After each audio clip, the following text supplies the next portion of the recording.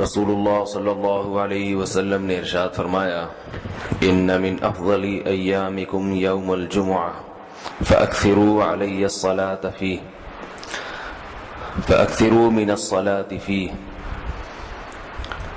فرمایا تمہارے دنوں میں سب سے بہترین دن جمعہ کا دن ہے، اس لیے اس دن مجھ پہ کثرت سے درود پڑھا کرو. فإن صلاتکم معروضۃ علی، اس لیے کہ تمہارا درود مجھ تک پہنچایا جاتا ہے. صحابی نے پوچھا یا رسول اللہ کیف تعرض علیک صلاتنا وقد ارمت، ہمارا درود آپ تک کیسے پہنچایا جائے گا جبکہ آپ جب دنیا سے جائیں گے قبر میں جسم آپ کا ختم ہو جائے گا تو ہمارا درود آپ تک کیسے پہنچے گا؟ تو آپ صلی اللہ علیہ وسلم نے فرمایا ان اللہ حرم علی الارض اجساد الانبیاء، اللہ تعالیٰ نے پیغمبروں کے جسموں پر زمین پر پیغمبروں کے جسموں کو حرام کر دیا. زمین کسی پیغمبر کے جسم کو کبھی ختم نہیں کرتی. تو یہ بھی امت کا اجماعی عقیدہ ہے کہ جتنے بھی انبیاء ہیں ان کے جسم بالکل سلامت رہتے ہیں. شہداء میں تو یہ بہت زیادہ مشاہدہ ہوتا ہے، بہت سارے شہداء کے جسم سلامت رہتے ہیں. تو ایک اور حدیث میں آپ صلی اللہ علیہ وسلم نے فرمایا من صلی علی صلاة صلی اللہ بہا عشرہ، جس نے مجھ پر ایک دفعہ درود بھیجا. درود کہتے ہیں نبی صلی اللہ علیہ وسلم کے لیے اللہ تعالیٰ سے خصوصی رحمت کی دعا کرنا. ایک ہوتا ہے عام دعا، کسی کے لیے بھی رحمت. صلات کہتے ہیں خصوصی رحمت جو اللہ اپنے خاص بندوں پہ کرتا ہے. اس لیے صلات کا جو لفظ ہے نا، یہ درود اور صلات یہ پیغمبر کے علاوہ کسی کے لیے جائز نہیں ہے، کیونکہ یہ صلات خاص کس کے خاصہ ہے؟ یہ پیغمبروں کا. اس لیے ہم اللہم صلی علی محمد تو کہہ سکتے ہیں، لیکن یوں نہیں کہہ سکتے اللہم صلی علی فلان. تو وہ صلی جو ہے نا، صلات یہ خاص قسم کی رحمتیں ہوتی ہیں جو اللہ پیغمبروں پر بھیجتے ہیں. تبھی قرآن میں آتا ہے اولئک علیہم صلوات من ربہم ورحمہ، کہ جو لوگ صبر کرتے ہیں ان پر اللہ کی خصوصی رحمتیں بھی ہیں اور رحمت بھی ہے. تو پتہ چلا صلات اور رحمت میں فرق ہے. صلات اعلیٰ قسم کی رحمتوں کو کہتے ہیں. تو آپ صلی اللہ علیہ وسلم نے فرمایا جس نے میرے لیے ایک مرتبہ رحمت کی دعا کی، درود شریف پڑھا میرے لیے، تو اللہ اس پر 10 رحمتیں بھیجتے ہیں.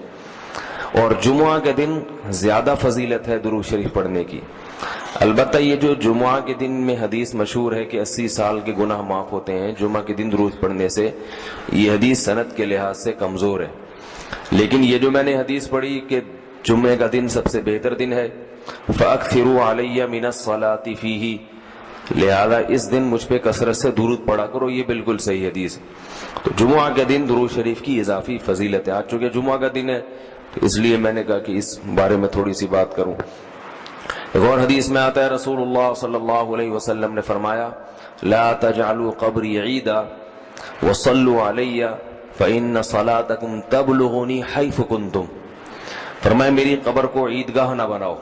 جیسے میلوں کی جگہ ہوتی ہے نا، میلے ٹھیلے، عید پہ جب سب لوگ جمع ہو کے خوشیاں مناتے ہیں، تو جیسے مزاروں پہ ہوتا ہے نا قوالیاں ہو رہی ہیں اور یہ میلے ٹھیلے ہو رہے ہیں آج کل دیکھا ہے. تو پہلے زمانے میں بھی جب کوئی نیک آدمی دنیا سے جاتا تھا تو لوگ اس کی قبر پہ دھرنے مار کے بیٹھ جاتے تھے، اور وہ مجاور اور یہ سب جو ہمارے یہاں ہوتا ہے. تو آپ صلی اللہ علیہ وسلم نے منع کیا کہ میری قبر کے ساتھ یہ کچھ مت کرو، البتہ مجھ پہ درود پڑھا کرو. اور فرمایا کہ تم جہاں سے بھی درود پڑھو گے یہ مجھ تک پہنچے گا. ایک اور حدیث میں رسول اللہ صلی اللہ علیہ وسلم نے فرمایا ما من احد يسلم علی الا رد اللہ علی روحی فارد علیہ، کہ جب بھی کوئی مجھ پر سلام بھیجتا ہے اللہ میری روح کو میرے جسم میں لوٹاتے ہیں اور میں اس کے سلام کا جواب دیتا ہوں. اب یہ کیسے ہوتا ہے؟ چونکہ یہ برزخی زندگی میں ہے، لہذا اس کی کیفیات میں اور گہرائی میں جانے کی اجازت نہیں ہے. جیسے اللہ بہتر سمجھتے ہیں یہ ہوتا ہے، اس کی حقیقت کا ہمیں علم پوری طرح نہیں ہے، برزخی زندگی ہے۔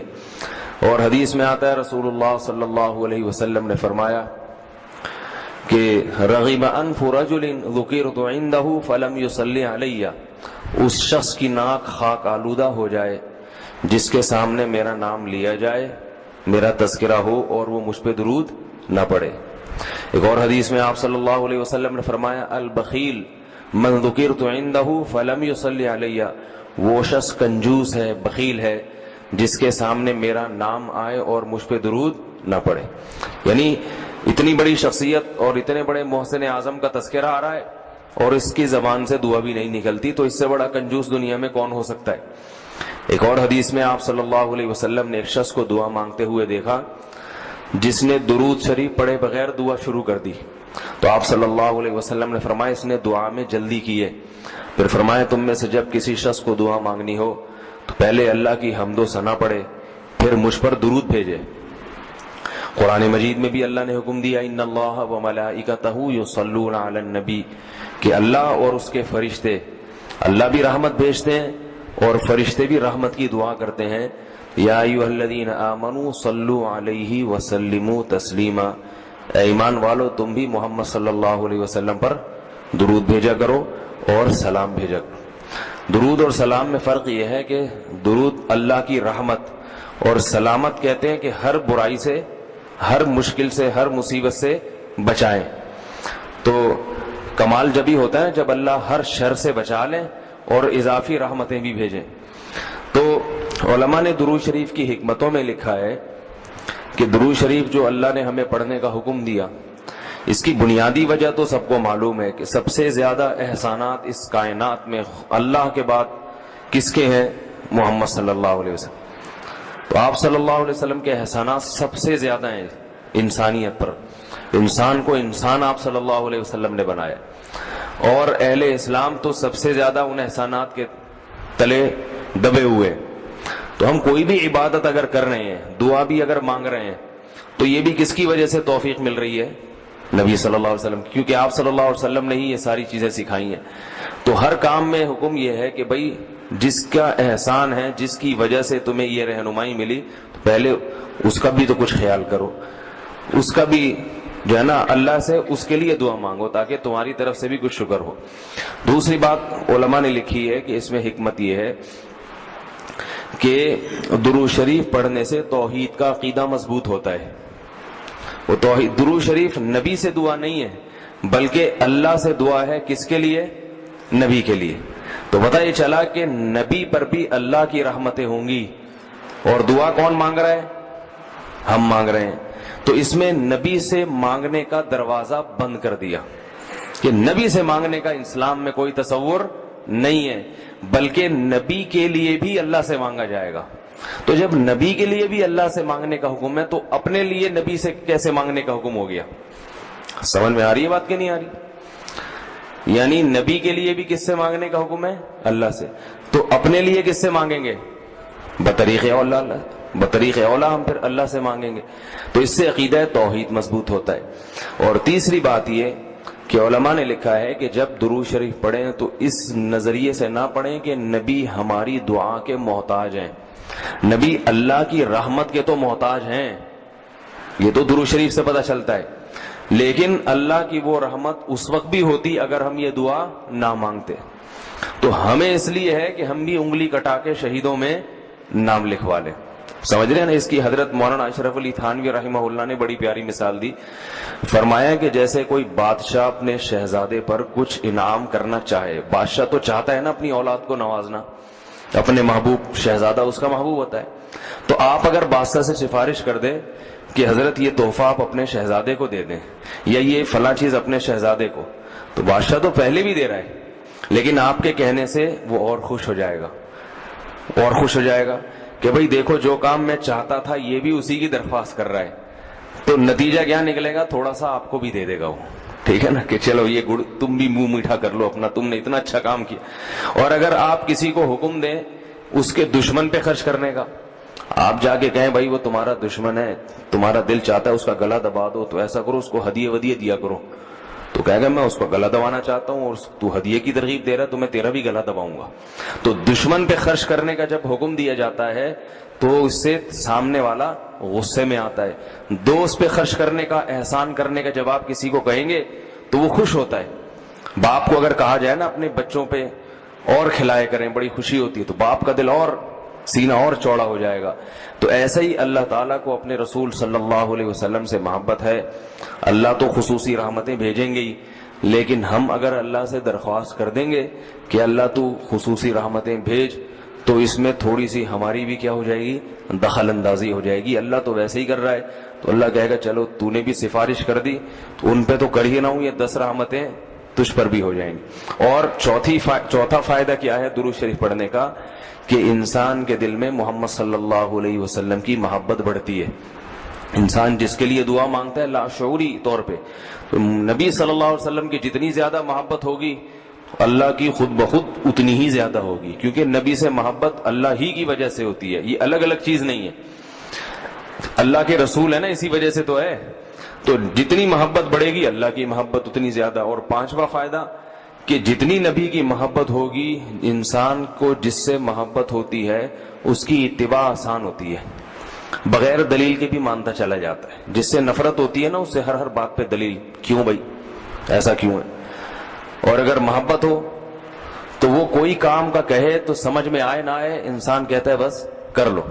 صحابہ کرام کی محبت کے جو واقعات ہیں، حضرت انس رضی اللہ تعالی عنہ جب بھی کھانا پکتا تھا، اگر اس میں لوکی یا کدو پکتا تو کدو کے ٹکڑے تلاش کر کر کے کھاتے تھے.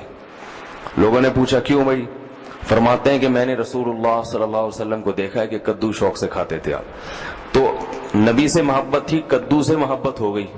حالانکہ یہ شریعت کا حکم نہیں ہے لوکی اور کدو سے محبت کرو، یہ تو اپنی انسان کی اپنی رغبت ہوتی ہے، کسی کو کسی چیز سے، کسی کو کسی چیز سے. لیکن عشق کی انتہا ہوتی ہے تو انسان کو محبوب چیزوں سے بھی ہو جاتی ہے. تو ہمیں بھی اگر نبی صلی اللہ علیہ وسلم سے محبت ہوگی صلی اللہ علیہ وسلم، تو اگر کدو سے نہ بھی ہو تو کوئی اتنا مسئلہ نہیں ہے، لیکن فرائض واجبات سے تو ہو جائے گی نا، جو شریعت میں ضروری ہیں، جن کی آپ صلی اللہ علیہ وسلم نے بہت تاکید کی ہے، تو ان سے تو ہوگی نا کم از کم. محبت نہیں ہے تو ہر وقت بیٹھ کے لوجی کی تلاش، داڑھی تک نہیں رکھے گا. داڑھی کا سمجھاؤ تو کہ بھائی کیوں بھائی، پھر یہ سمجھاؤ کہ بھئی آپ صلی اللہ علیہ وسلم کے اخلاق ایسے تھے، نہیں میری سمجھ میں نہیں آتے، ایسے کیسے اخلاق بنائے جا سکتے ہیں خادموں کے ساتھ.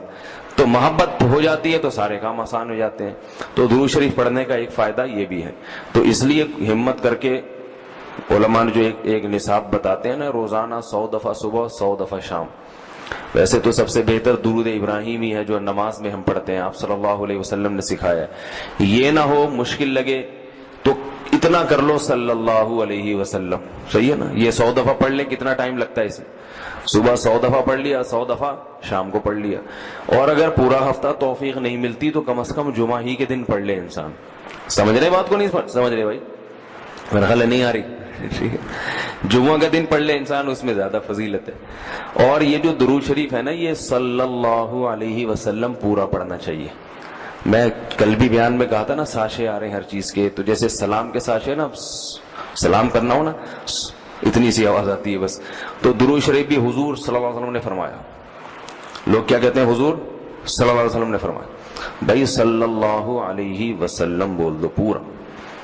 لکھنے میں بھی علماء نے بیان کیا ہے کہ مجلس میں، کسی مجلس میں جب آپ صلی اللہ علیہ وسلم کا نام آئے تو کم از کم ایک دفعہ درود شریف پڑھنا واجب ہے. بار بار واجب نہیں ہے، بار بار افضل ہے. مجلس میں جب ایک دفعہ نام آیا تو پہلی دفعہ بہرحال واجب ہے، یا کم از کم ایک دفعہ اس مجلس میں. بار بار پڑھنا ضروری نہیں ہے، بہتر ہے. تو یا تو پڑھے ہی نہیں، ایک دفعہ پڑھ لیا کافی ہے، لیکن پڑھے تو پھر ساشے نہ لے کر آئیں. درود شریف کو بگاڑے نہیں، پورا ہونا چاہیے صلی اللہ علیہ وسلم.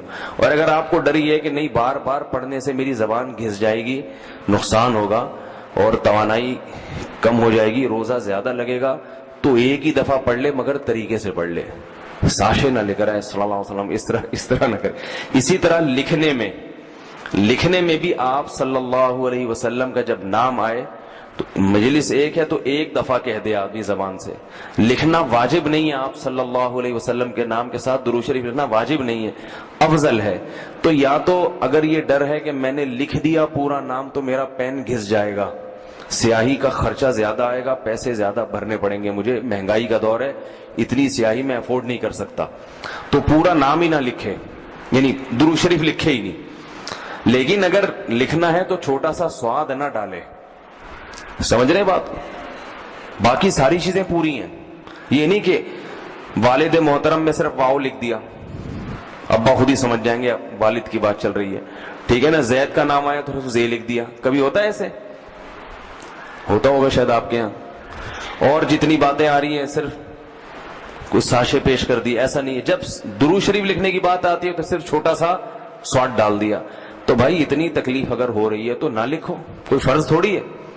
لیکن اگر لکھنا ہے تو احترام کا تقاضا کیا ہے, پورا نام لکھا جائے صلی اللہ علیہ وسلم. دیکھو حدیث کی اتنی بڑی بڑی کتابیں محدثین نے جو لکھی ہیں, کتنی بڑی بڑی کتابیں. جب بھی آپ صلی اللہ علیہ وسلم کا نام آئے گا تو محدثین پورا درود شریف لکھتے ہیں صلی اللہ علیہ وسلم. کسی حدیث کی کتاب میں, امام بخاری کی ہو, امام مسلم کی ہو, یا ابن ماجہ ہو, یا صحیح ستہ کی جتنی کتابیں اس کے علاوہ بھی ہیں, جب درود ہوگا تو پورا صلی اللہ علیہ وسلم ہوتا ہے. تو لکھنے میں بھی اس کا اہتمام کرنا چاہیے, پورا نام لکھ دیا جائے. یہ جو میں کہہ رہا ہوں نا قلم گھس جائے گا اور یہ ہو جائے گا, یہ تو بخیل آدمی کے لیے, ورنہ کس قلم تھوڑی گھستا ہے. لکھنے پورا تحریر لکھ رہے ہو, جب بھی نام آئے صلی اللہ علیہ وسلم پورا لکھنا چاہیے. اللہ تعالیٰ عمل کی توفیق عطا فرمائے. ایک چھوٹی سی آخر میں بات سن لیں کہ آپ صلی اللہ علیہ وسلم کا جو لقب ہے نا, لوگ مختلف ناموں سے پکارتے ہیں. کوئی کہتا ہے حضور اکرم صلی اللہ علیہ وسلم نے فرمایا, یہ بھی ٹھیک ہے, آپ سب سے اکرم ہیں. کوئی کہتا ہے سرور دو عالم صلی اللہ علیہ وسلم نے فرمایا. کوئی کہتا ہے حضور صلی اللہ علیہ وسلم نے فرمایا. یہ سب ٹھیک ہے نام, لیکن سب سے بہترین جو نام آپ کے لیے ہے رسول اللہ صلی اللہ علیہ وسلم, کیونکہ اس سے بڑا لقب کوئی بھی نہیں ہے. رسول اللہ کا مطلب اللہ کے سفیر, تو یہ سب سے بڑا منصب ہے. اس لیے عام استعمال میں جو صحابہ کا بھی طریقہ تھا, نبی اللہ, صحابہ کیا کہتے تھے, نبی اللہ یا رسول اللہ. تو محدثین بھی جو لفظ آپ کے لیے استعمال کرتے ہیں رسول اللہ صلی اللہ علیہ وسلم یا نبی اللہ, تو عام استعمال میں یہ زیادہ بہتر ہے. وہ بھی ٹھیک ہے, سرور کائنات, حضور اکرم, شفیع المذنبین, سب صحیح ہیں. لیکن ہوتا ہے نا جب بہت سارے آپشن ہو تو انسان سیلیکٹ کرتا ہے سب سے بہترین کو. تو سب سے بہترین لفظ آپ کے لیے کیا ہے, رسول اللہ. یہ سب سے بہترین لفظ. اللہ تعالیٰ سمجھنے کی عمل کی توفیق.